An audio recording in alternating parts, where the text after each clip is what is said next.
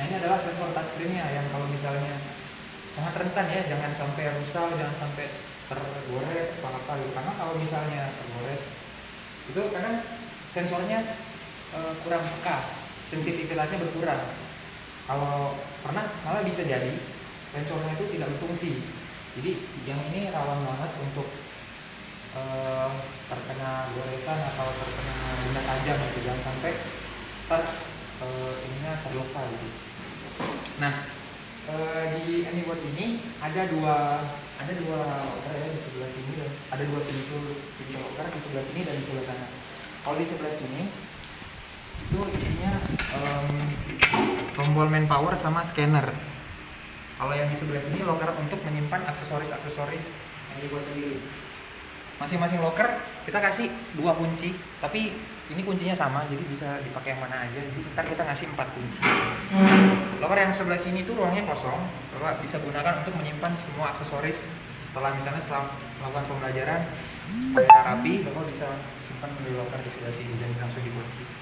Nah, ini buat ini sendiri sudah dilengkapi dengan 2 stylus. Yang pertama ini stylus yang biasa, Bapak ini bisa gunakan untuk menulis-nulis. Kalau yang ini stylus optikal, ini bisa dipanjangkan kalau misalnya areanya tidak terjangkau, ada area-area yang kurang dijangkau bisa dipanjangkan. Terus kami juga melengkapi AnyBot ini sudah sepaket dengan 3 warna spidol. Nah, spidol ini adalah spidol yang dapat digunakan untuk menulis di papan ini, dan tintanya dapat dihapus. Spidol ini umumnya sama dengan spidol-spidol yang biasa kita gunakan yang whiteboard. Cuman spidol ini kita sarankan untuk kalau menulis di sini itu menggunakan spidol dari kami, karena spidol ini tuh bahannya khusus. Jadi kalau misalnya dihapus, tintanya tidak membekas. Nah, ini kalau misalnya tintanya habis, bisa isi ulang. Kita juga udah kasih 3 warna di sini, merah, biru, dan hitam. Nah, di sini ada cairan pembersih. Kalau misalnya papannya kotor, tinggal dibersihkan aja. Cara membersihkannya, tinggal semprot aja di area-area yang kiranya kotor, terus tinggal digosok aja. Nah, air ini adalah kandungan alkohol dan minyak. Tapi kalau habis, Bapak bisa ganti pakai air biasa, air putih. Lapnya juga bisa dicuci ya Pak. Kalau misalnya kotor, lapnya juga bisa dicuci. Jadi kita kasih ada cadangan lap untuk membersihkan papan tulisnya. Oke, itu aksesoris dari AnyBot. Sekarang saya mau menjelaskan fungsi-fungsi atau cara menggunakan AnyBot. Di sini pertama ada switch, ya. Kalau misalnya sewaktu-waktu terjadi petir, nanti switch ini akan begini. Nah, mati sendiri. Untuk menyalakan AnyBot, Bapak harus pastikan bahwa switch ini menyala. Tombolnya ada cara misalnya kalau misalnya terjadi petir terus korsleting arus pendek, ini biasanya mati kayak begini. Nah, untuk nyalainnya tinggal pencet tombol yang warna biru. Nah, kalau LED merahnya sudah menyala, artinya listriknya sudah terhubung, listriknya sudah nyambung sama AnyBot. Nah, untuk menyalakan AnyBot sendiri, di sini ada tombol main power. Bapak tinggal pencet ini, maka panel untuk yang ini sudah aktif. Nah, untuk menyalakan AnyBotnya, Bapak tinggal pencet tombol yang ada di tengah. Ini adalah tombol untuk menyalakan AnyBot. Nah, di sini ada 2 indikator. Yang pertama, ini adalah indikator proyektor di atas itu sudah menyala. Dan ini adalah indikator CPU komputer AnyBot ini. Itu sudah menyala. Kalau misalnya ada salah satu yang tidak menyala ketika Bapak pencet yang di tengah, itu artinya ada permasalahan. Nanti tim kami akan mengecek masalahnya dari mana. Tapi selama ini sih harusnya bisa nyala. Kalau tekan tengah itu nyala dua-duanya ya. Terus tombol yang atas ini adalah untuk mengganti mode masukan. Apabila sewaktu-waktu Bapak atau ibu gurunya ingin menampilkan materi dari laptop, itu bisa langsung menghubungkan laptopnya ke sini dengan menggunakan kabel HDMI atau VGA. Nah, untuk mengganti mode masukan tinggal pencet yang atas. Nah, ketika pencet yang atas, mode masukannya akan berubah menjadi masukan A seperti ini. Nah, kalau laptopnya sudah terhubung, maka nanti materinya akan tampil, tetapi layar sentuhnya tidak bisa berfungsi, karena itu hanya memproyeksikan apa yang ada di komputer saja. Nah, untuk mengganti mode masukannya tinggal pencet lagi aja. Nanti dia akan balik ke mode masukan komputer AnyBot itu sendiri. Tombol yang di bawah adalah tombol untuk merestart apabila sewaktu-waktu komputer AnyBot ini tidak merespon atau hang. Iya. Untuk merestartnya Bapak cuma pencet yang ini, ntar sistemnya akan merestart reboot sendiri. Refresh ya. Ya, ngerestart komputer Oh, restart. Oh, ya. restart. Bukan refresh, kalau refresh kan dari sini kan Iya. ya. Oh iya, berarti restart ya. Ya, ini restart. Kalau misalnya ngehang tuh Iya. pencet yang ini aja. Nah, di sini juga ada 4 port USB. Bapak bisa gunakan misalnya mau colokin printer, keyboard, mouse, bisa colokin di sini atau flash disk, hard disk bisa lewat sini USB 3. Iya. Di sini ada 2 port jack 3.5, satunya untuk mikrofon, satunya untuk audio. Kalau misalnya ingin ditambahkan bisa dicolokin di sini.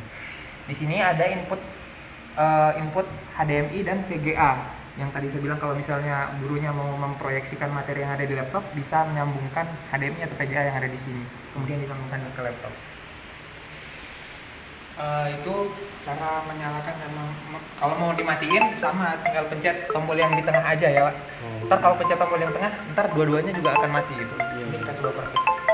Nah, di sini kita ada 4 aplikasi yang akan saya jelaskan ya. Aplikasi yang pertama adalah AnyNote. AnyNote ini umumnya fungsinya sama seperti papan tulis, tapi papan tulisnya digital. Di sini Bapak bisa tulis. Misalnya saya akan menggunakan pulpen, saya ingin coret-coret, saya ingin menulis, atau saya bisa berganti warna ya, Pak. Iya. Ada beberapa alat-alat, ada beberapa tools ya. Kalau misalnya ini. Nah, kemudian di sini ada geometri. Bapak juga bisa bikin bangun ruang. Ada segitiga, segi 4, tinggal pilih warna. Misalnya saya mau bikin warna merah. Bentuk ya. Ya, untuk geometri. Atau saya mau kasih dalamnya warna pink. Untuk menghapusnya Bapak bisa gunakan telapak tangan atau bisa juga menggunakan penghapus yang ada di sana. Kalau menggunakan telapak tangan Bapak tinggal tempelkan 3 jari aja ya, 3 jari maka kita ini adalah mode penghapus. Tapi 3 jari kalau satu kita dia bacanya. Coba ya saya ya. Tulisan tadi ya. Oh. Kalau untuk ini, kalau untuk bangun datar geometri seperti ini tidak bisa menghapus langsung menghapus menggunakan penghapus ini. Penghapus ya, iya. Cara menghapusnya adalah dengan menekan eraser. Pilih ntar saya ganti bahasanya.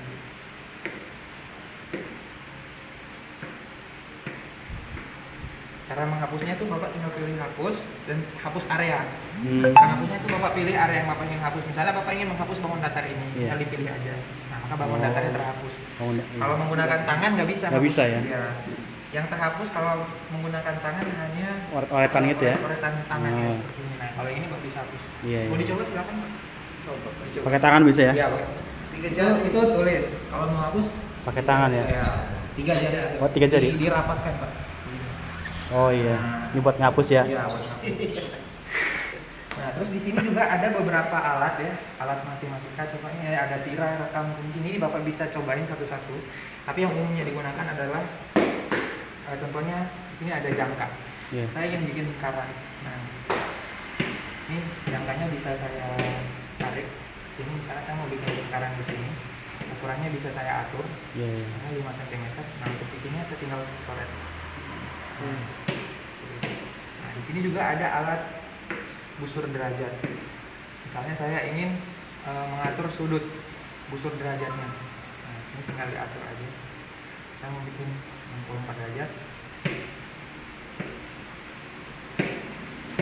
Nah, maka sudah jadi sudut 45 derajat dan bintangnya. Bapak juga bisa kasih warna karangan. Alat sebenarnya di sini polisi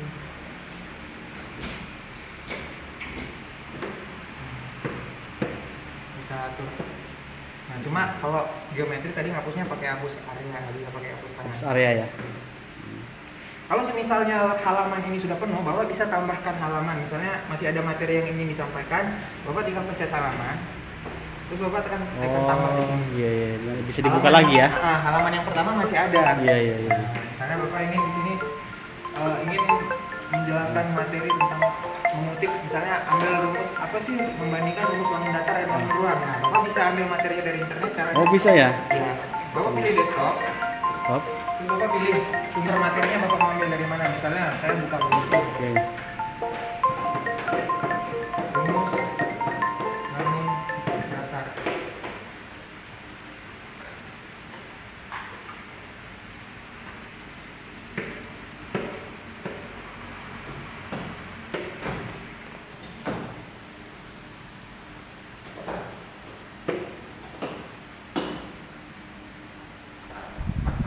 Internetnya lama.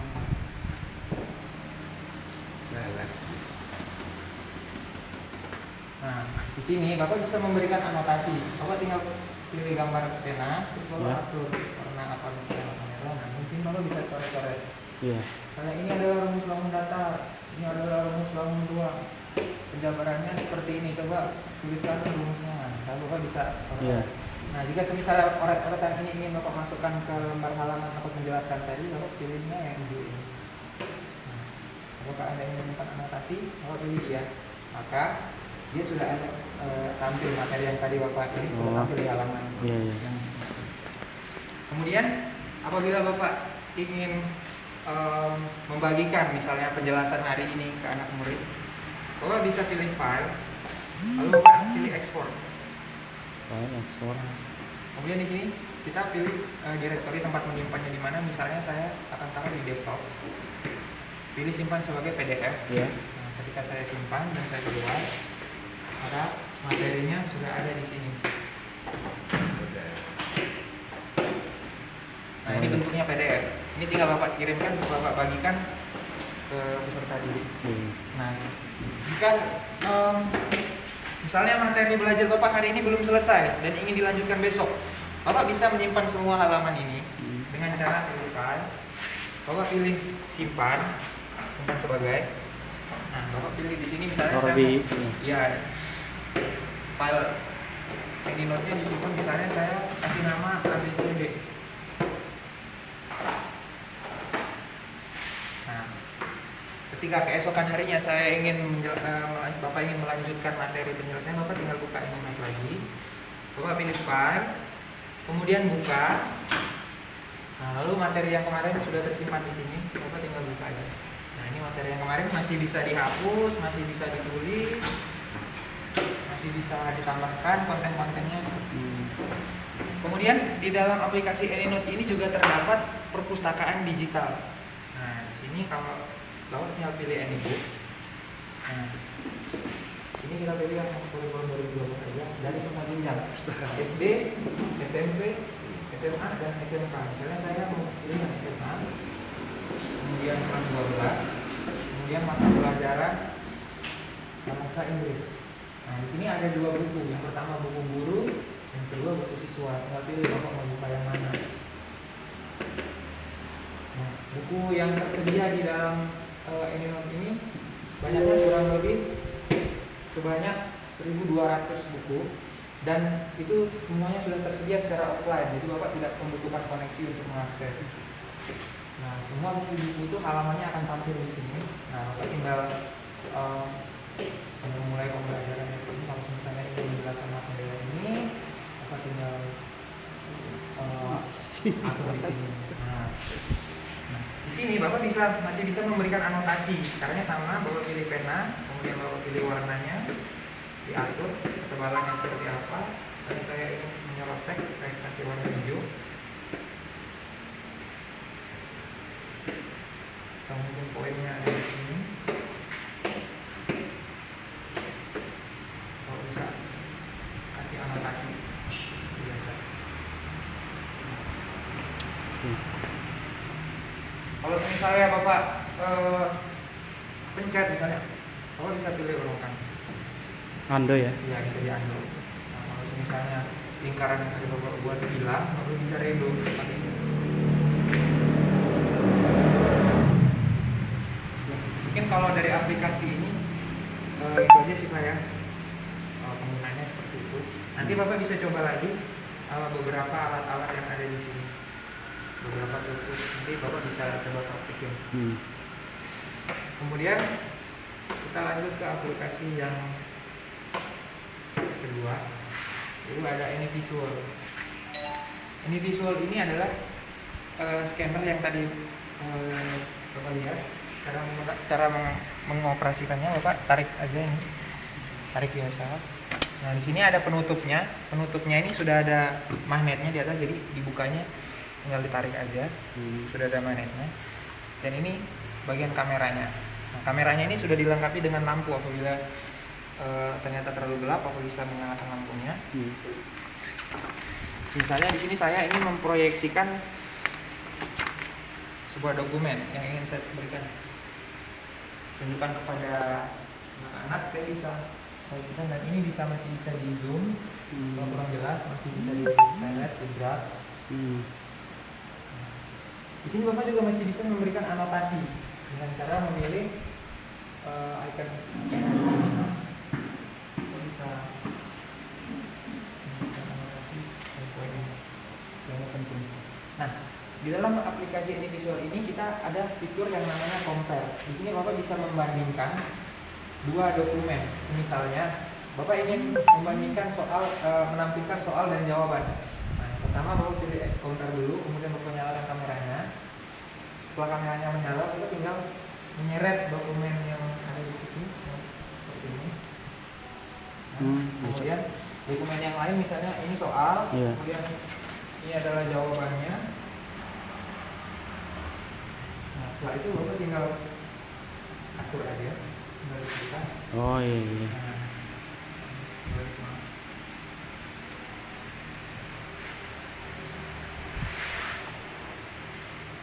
Ini juga masih bisa di-adjust, masih bisa ditambahkan anotasi. Yang saya mau apa juga bisa, yang menghapus tinggal pilih penghapus saja. Nah, compare ini kita bisa maksimal sampai 16 foto. Jadi kalau misalnya mau membandingkan dokumen atau menampilkan banyak dokumen, baru bisa pilih fitur compare dan menggunakan 16 filter tersebut. Kemudian aplikasi selanjutnya, sini ada AnyPhysics. AnyPhysics ini adalah laboratorium virtual, laboratorium fisika ya. Fisika. Kalau misalnya Bapak ingin membuat sebuah praktek, yang ini sudah ada berbagai template ya yang Bapak bisa gunakan. Kalau ini adalah template yang udah jadi. Nah, misalnya kayak ini, Bapak bisa template ini. Nah, ini template sudah jadi, Bapak tinggal memberikan penjelasan aja. Ini cara kerjanya bagaimana, tinggal pencet ini maka. Oh, ini ternyata lampunya ada kerusakan. Nah, kita perlu dulu. Ini kerusakannya masih. Bener ya? Nah,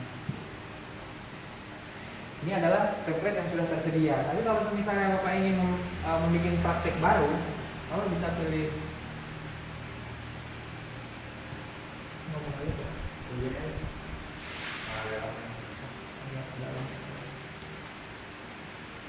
Kalau bisa pilih new, maka ini adalah praktik baru, semua tempat kerjanya kosong. Misalnya di sini saya akan melakukan sebuah percobaan bagaimana rangkaian seri jika dibandingkan dengan rangkaian paralel.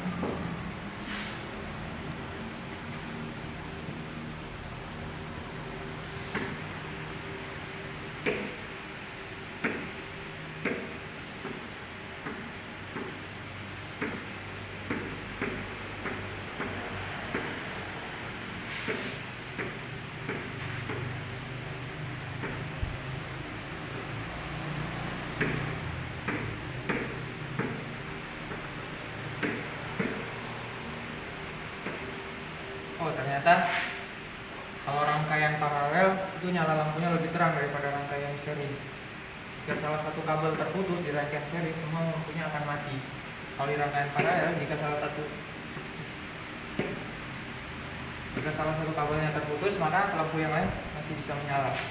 Nah, kalau misalnya siswanya juga salah sambung misalnya, maka Koslet. ada notis koslet di sini. Nah, kelihatan nih kosletnya ada di mana. Ini kan kosletnya di sini. Tapi yang ini kita hapus saja dan ini bisa diperbaiki. Kalau pilih icon yang gambar kunci ini. Nah, pas sudah benar. Nah, kemudian selain praktek kelistrikan ini, kita juga ada beberapa praktek yang lain. Saya akan contohkan misalnya materi optik. Di sini saya akan mencoba melakukan praktik perbedaan antara cahaya putih dan cahaya merah. Ini saya akan menggunakan prisma. Nah, ketika saya pantulkan ke prisma, oh ternyata cahaya merah dan cahaya putih itu berbeda. Kalau cahaya merah hanya terdiri dari satu warna saja, sedangkan cahaya putih itu terdiri dari berbagai spektrum warna. Contohnya praktik seperti itu nanti Bapak Ibu gurunya lebih tahu ya Pak ya. Ini bisa dicoba-coba aja karena ini kita masih banyak peralatan-peralatan lain yang masih bisa digunakan. Kemudian saya akan contohkan praktik yang berikutnya adalah sistem kelistrikan di rumah. Nah, ini adalah sistem kelistrikan di rumah.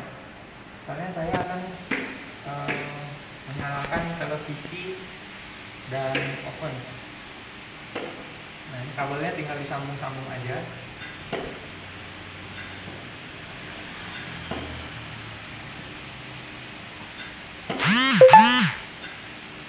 Ini akan saya pasang, menyalakan. Nah, listriknya akan menyala. Dan jika sewaktu-waktu terjadi konsleting, apa yang terjadi, kita bisa percobaan di sini. Ya.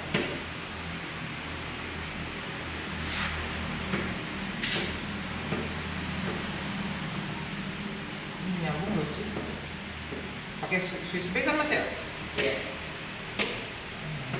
Yang ground sama itu. Oh, tadi sama ini.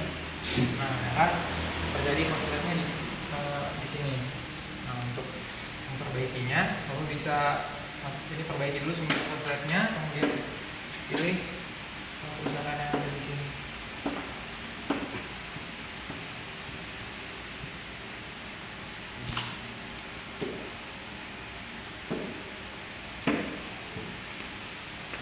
Nah, kurang lebih seperti itu. Selanjutnya di aplikasi yang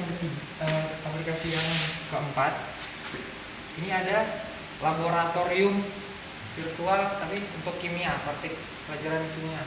Nah, sama seperti tadi, di sini juga banyak tersedia template yang bisa digunakan untuk praktik. Tapi kalau ingin bikin praktik sendiri, kita tinggal pilih new. Nah, di sini ada banyak alat-alat yang bisa digunakan ya. Ada peralatan. Di sini ada alat-alat juga. Nah, di sini ada benda cair, benda padat, benda cair, benda gas. Nah, semuanya ini baru bisa gunakan untuk praktik. Misalnya saya akan melakukan sebuah percobaan.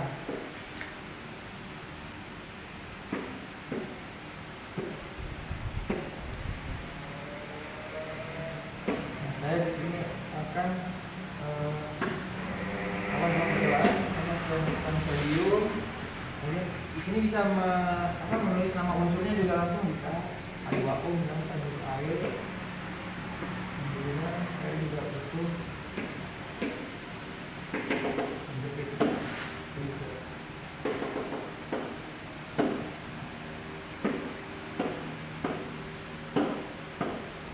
nah, ini airnya saya akan tuang dulu di sini. Ini juga saya tuangkan air. Nah, di sini untuk menyalakan reaksi kimianya, Bapak tinggal pilih icon yang ada di sini.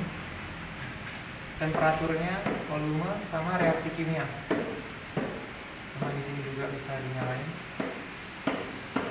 Nah, saya ingin melihat reaksi bagaimana sih jika air ini akan saya campurkan dengan sodium. Nah, kita ambil benda padatnya, kemudian kita taruh di sini. Nah, di sini akan muncul reaksi kimianya seperti apa. Dan apa yang terjadi jika saya memasukkan sodium ke dalam wadah yang satu lagi. Oh, ternyata tabung percobaannya menjadi pecah. Nah, ini kan akan berbahaya sekali kalau misalnya Bapak sama Ibu praktiknya di laboratorium ya. Nah, kalau misalnya Bapak menggunakan ini, Bapak masih bisa mengambil wadah yang baru lagi gitu. Melakukan percobaan yang lain.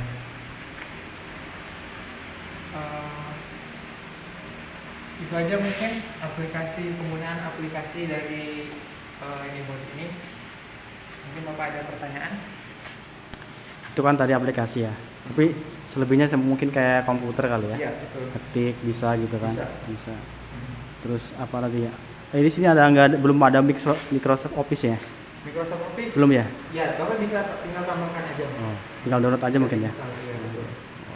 Ya mungkin sama kayak komputer Bisa kali ya. download dari sini Iya. atau Bapak sudah punya Office-nya mentahnya gitu ya. aplikasinya tinggal install, pakai Iya. flash disk lewat sana juga bisa. Iya. Cukup kali lah. Oh, iya. Paling ini nih, Nah, ini untuk kalau matiinnya. matinya ada di sini ya? Iya, ini ada Geser, lampunya, geser. tinggal di off aja. Terus ininya di tutup aja biasa. Kemudian di bawah lampu.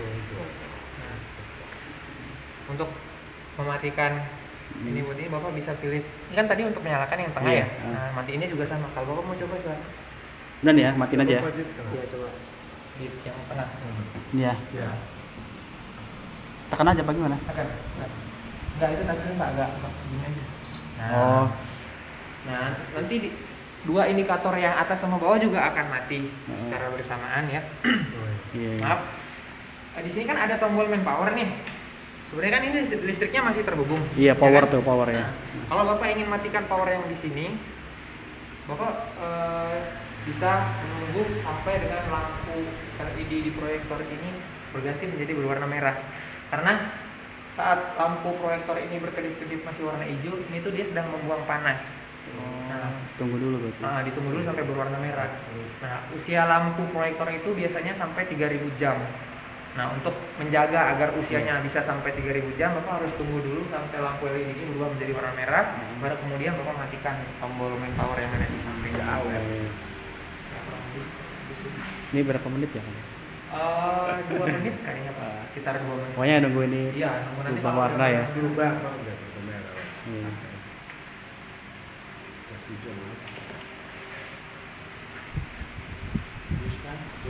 Cukup. Nanti kalau itu dari video ini aja mati ya. Mana? Tadi kan di video ini nanti kalau misalkan nanti diputar aja videonya nih ya. Oh. Kan udah jelasin. Ini pas spidolnya nanti bisa diisi dulu ya baru dipakai soalnya masih kering. Ini ada 3 warna, ada hitam, biru sama merah. Nah, ini sini juga ada 3 warna. Nanti kalau misalnya tintanya habis, waktu tintanya habis untuk beli lagi Bapak tinggal kontak aja ke customer service perusahaan, nanti ada kontaknya, info kontaknya. Dan apabila sewaktu Bapak ingin, misalnya ada pertanyaan, ada trouble gitu atau Iya. Bapak bingung ini bagaimana caranya, Bapak bisa hubungin aja, ntar ada kontak yang bisa dihubungi. Iya. Nanti teknisinya akan langsung jawab ke Bapak. Itu udah merah tuh ya. Nah, ini kalau udah merah kayak gini, maaf Bapak bisa pencet aja nih tombol power yang ada di sini. Ini bukan layar sentuh ya? Bukan, kalau yang itu Tekan aja ya? Iya, tombol biasa. Dia pakai per. Nah, kalau udah mati begitu berarti Udah ya? ini sudah mati total. Udah ya? Ini listriknya masih ada. Iya. Ya karena kalau Ini- ini mau dicabut juga nggak apa-apa kalau Ini misalnya- kalau misalkan nggak pakai ini bisa, maksudnya langsung ke sini bisa. bisa, Bisa tapi ya? kita biar lebih aman Pak, biar lebih safety. Hmm. Takutnya ntar kalau misalnya ada petir apa gitu, Iya ya. kalau langsung kena ke ininya, ini buatnya kan Oh takutnya gitu. takutnya nanti ada korslet apa gitu. Ini bisa dibeli di mana bisa ya? Maksudnya kalau ininya alat ini rusak gitu tuh. Oh, nanti Bapak bisa hubungin aja kontak senternya. Gitu. Iya khawatir pasti ada di toko yang lain itu bisa. Oh. Kalau Coba misalkan nanti dihubungin aja. berarti ini udah mati ya? Belum. Ini listriknya masih ada. Jadi kalau Yang misalnya cabut mau aja? dicabut, ya bisa dicabut. Ya, udah. Ntar kalau misalnya ada petir tuh dia kayak begini Pak. Oh, Tuh, jadi Menceplak kalau ya? kayak begini udah listriknya udah putus. iya. Kalau Bapak tekan nyalain sekarang juga nggak bakal bisa nyala karena Hmm. listriknya belum terhubung. Nah untuk ngeresetnya supaya bisa nyala, Bapak tinggal pencet tombol yang biru aja. Udah nyambung nih. Iya, ini udah nyambung. Bapak baru bisa nyalain yang di samping. Nah, ini lagi ya boleh? Boleh.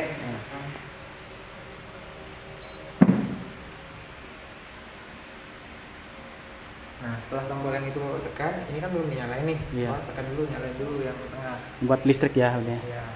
Nah, itu kan dua indikatornya sudah nyala tuh. Ah, Berarti dia sedang proses mengaktifkan CPU dan proyektor yang ada di atas.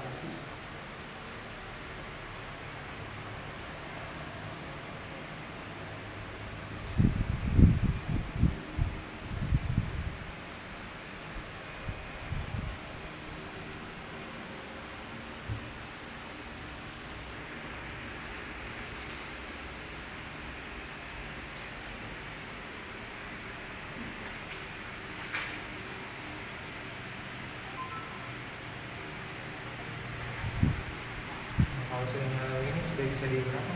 Bisa dioperasi. Coba kan biasanya di ini ya. Ini biasanya kan komputer kayak gini nih. Iya, kayak komputer biasa. Terus ini.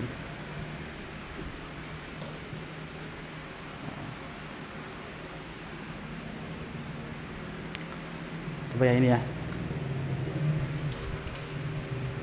Ini Oh, warna papan tulisnya Bapak bisa ganti alat. alat buat background ya. Latar belakang mau pakai warna hijau boleh, kuning boleh. Hijau aja hijau ya. Hijau biasanya ya. Nah, Kalau tulisannya juga warna putih, biasanya tulis kayak kapur ya. iya. Nah, sip. Bisa tinggal diatur aja. Ya. Oke, cukup lah.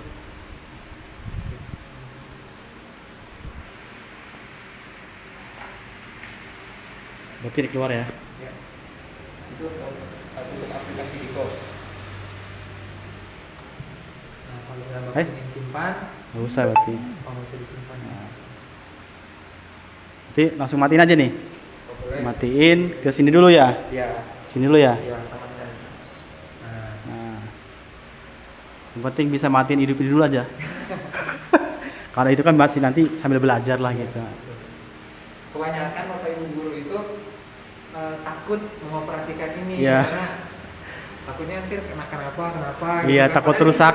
Iya, komputer biasa sebenarnya. Heeh. Cuman dia kelebihannya itu fiturnya touchscreen-nya aja gitu. Iya, khawatirnya ini sebenarnya nggak papan biasa nih ya. Papan biasa. Khawatir rusak doang ini nih layarnya. Ini papan biasa, jadi nggak apa-apa kalau mau dioperasikan nggak apa-apa sebenarnya. Asalkan jangan bawa benda tajam aja untuk merusak ini. Ini spesifikasinya kalau misalnya komputer tuh berapa giga gitu, RAM berapa nih? Ini spesifikasinya berapa mas? RAM-nya 8 ya? Sampai 8, Internalnya internal 15 GB. 512 GB SSD. Berarti istilahnya ini bisa dikatakan CPU ya, apa gimana nih? Ini proyektor. Proyektor nih, CPU-nya ada di sini. di dalam. Oh iya, itu proyektor ya. Iya, jadi ini kayak monitornya komputer. Monitornya komputer. Tapi kalau di monitor itu kan nggak bisa di touchscreen. Kalau di komputer yang biasanya ya. Cuman ditembakkan ke sini ya. Iya, bisa di touchscreen. Berarti udah nih merah bukan belum ya? Oh. Pokoknya ini indikatornya merah ya. Ya, kalau sudah Baru di- merah, berarti itu panasnya sudah agak reda, baru Bapak bisa matikan komponen Iya. yang ada di samping. Oke. Nah, kalau misalnya Bapak takut nanti ada siswa-siswinya Bapak yang usil ya kan ini sudah ada kuncinya, Bapak tinggal Iya. kunci aja biar aman. Nah.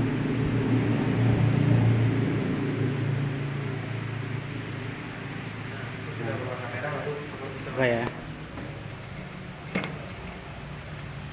Matiin ya. Oke. Terima kasih. Pak, ini kita dokumentasi Pak.